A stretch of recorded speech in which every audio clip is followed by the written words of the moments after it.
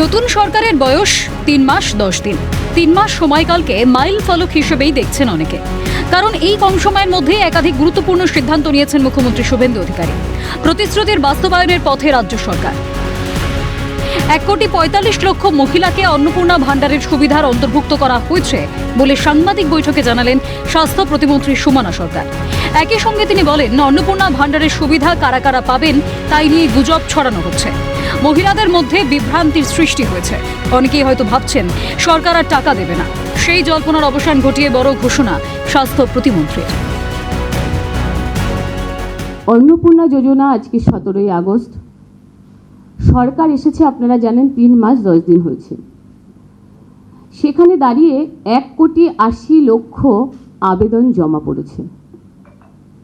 1,80,00,000 আবেদন জমা পড়েছে অন্নপূর্ণা যোজনা ভান্ডারে। সেখানে এই আগস্ট মাসে মহিলাদেরকে অন্তর্ভুক্তি করা হচ্ছে 1,45,00,000। 1,45,00,000 মহিলাদেরকে অন্তর্ভুক্তি করা হচ্ছে। পাশাপাশি তিনি জানিয়েছেন, এই প্রকল্পের মাধ্যমে যোগ্য মহিলাদের আর্থিক সহায়তা দিতে নবান্ন থেকে সরাসরি টাকা পাঠানো শুরু হয়েছে। 17 থেকে 20 আগস্ট পর্যন্ত চলবে টাকা পাঠানোর কাজ। যারা যোগ্য বলে বিবেচিত হয়েছেন তাদের প্রত্যেকের অ্যাকাউন্টে টাকা ঢুকে যাবে বলে আশ্বস্ত করেছেন স্বাস্থ্য প্রতিমন্ত্রী। আরও 4 দিন ধরে আমাদের এই টাকা দেওয়ার কাজ চলবে, 17 আগস্ট থেকে 20 আগস্ট। তার মধ্যে আপনাদেরকে বলি, 1,45,00,000 মহিলা, তাদের অ্যাকাউন্টে অলরেডি আমাদের আজকে টাকা ছাড়ার কাজ শুরু হয়ে গেছে। হয়তো অনেকে ভাবছেন যে টাকা কেন ঢুকছে না, কেন পাচ্ছেন না। আপনারা নিশ্চিন্তে থাকুন, যারা পাওয়ার যোগ্য তাদের প্রত্যেকের অ্যাকাউন্টে টাকা ঢুকে যাবে।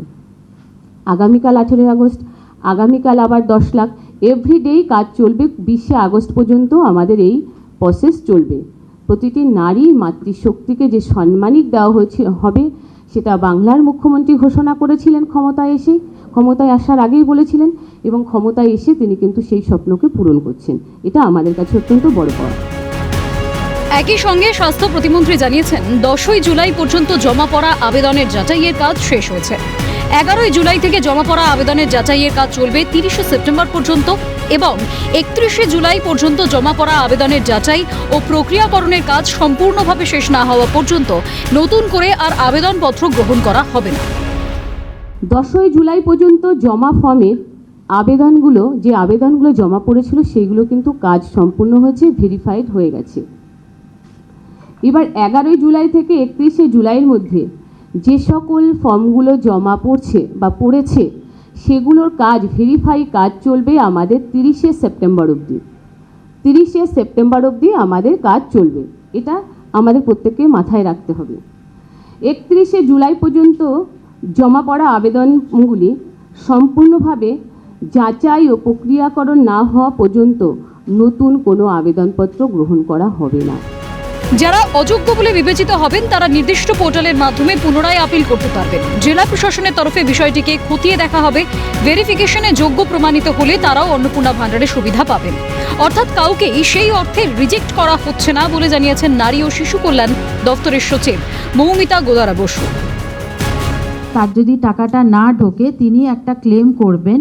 সেই ক্লেমটাতে যদি আবার জেলা প্রশাসন সেইটাকে যদি এনকোয়ারি করে ভেরিফিকেশন করে দেখে যে উনি এলিজিবল আছেন, তাহলে কিন্তু তিনিও আবার পাবেন। অর্থাৎ কাউকে আউটরাইটলি রিজেক্ট করা হচ্ছে না। যারা পেলো তারা তো পেড, কিন্তু যাদেরটা এখন আন্ডার ভেরিফিকেশন দেখানো হলো, অর্থাৎ তারাও কিন্তু আবার ক্লেম করতে পারেন। ক্লেম করে আবার সে টাকা কিন্তু পেতে পারে, যদি সেটা ভেরিফিকেশনে তিনি এলিজিবল পাওয়া যায়। মোট আবেদনকারী 1,80,00,000। তার মধ্যে 1,45,00,000 মহিলাকে অন্নপূর্ণা ভান্ডারের সুবিধার অন্তর্ভুক্ত করা হয়েছে। বাদ পড়াদের জন্য চালু হচ্ছে পোর্টাল। আগামী 19 আগস্ট থেকে শুরু হচ্ছে ক্লেম অ্যান্ড অবজেকশন জানানোর প্রক্রিয়া। নির্দিষ্ট ধাপ অনুসরণ করে অন্নপূর্ণা ভান্ডারের সুবিধার অন্তর্ভুক্ত হওয়ার সম্ভাবনার কথা জানিয়ে আশ্বস্ত করা হয়েছে সরকারের তরফে। ক্যামেরায় সুদীপ্ত দত্তের সঙ্গে খালিদ জামালের রিপোর্ট, ক্যালকাটা নিউজ।